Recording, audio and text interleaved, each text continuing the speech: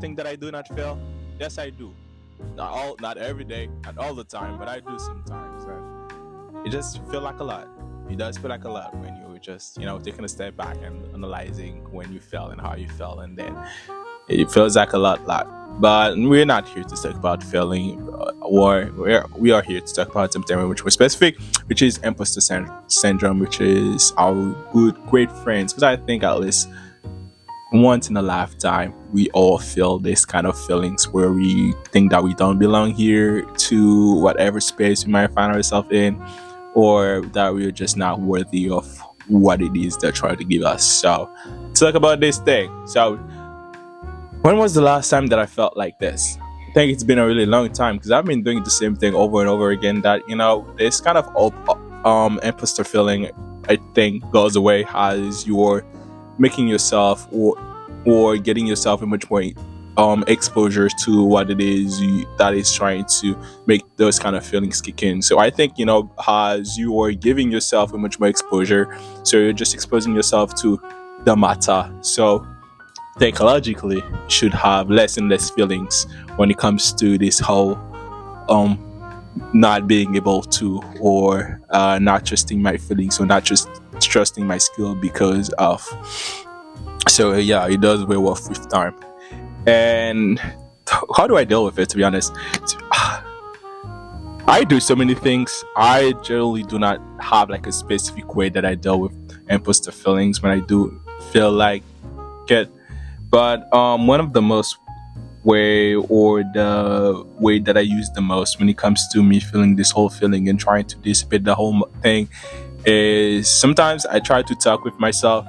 Or I try to call someone that I know so that they can get me out of, this whole environment. Well, I'll still be within the environment, right? But I'll call them, and then me calling them and talking to them will kind of like make the feeling disappear, or just wear off a little bit, so that I can have my 2 cents and be as extrovert that I am as I'm talking to you right now. So talking to someone that I like, or talking to someone that I trust, kind of help me get confidence back in myself, so that those feelings can go away.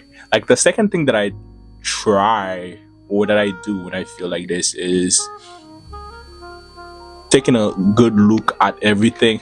Just looking at everything or everyone kind of calms me down a little bit, because by doing so, I know it's not a nice thing to say, but by doing so, I kind of like look for default, or I'll say things that are not supposed to be there, or things that do not match, so I can just make it a subject of conversation for myself, so that I can talk to myself about it, so that I can reflect about it, even if it's generally not somebody else that you're talking to, and that you are having like a live reflection. Well, it's a live reflection because you're reflecting, but it's kind of like a self-live reflection, to be honest, because there's like nobody listening to you beside of yourself.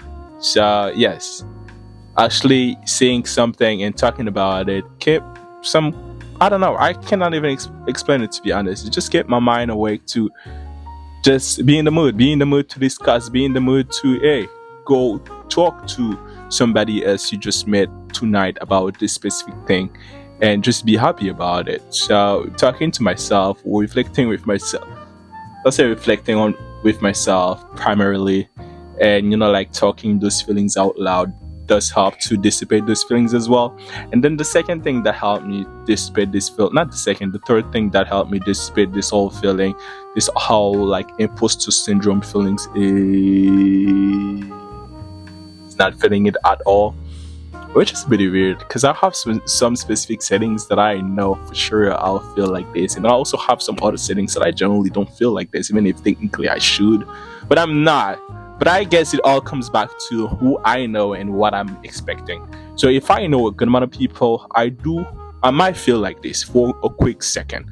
I just might feel like, hey, you know what? I'm out of place. I should not be there. So I don't know what am I doing here. I don't know what am I gonna say.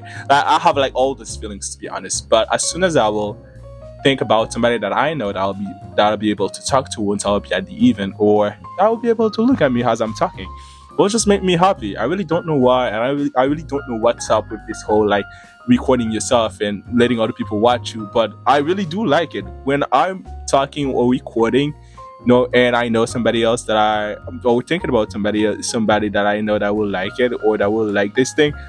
My face will light up as I'm thinking about it, and that's the reason why I have like those small little laugh and small little time where all my teeth will be out and then my teeth will be back in again, just because I'm thinking about those people, or I'm just thinking about some kind of moment like this, and then my face just light up for a little bit, and then just go back at the same face. So I cannot say this because I don't want to I'm not trying to curse or anything. So yeah, so those are like my three things that I use to get myself out of this whole imposter syndrome thing.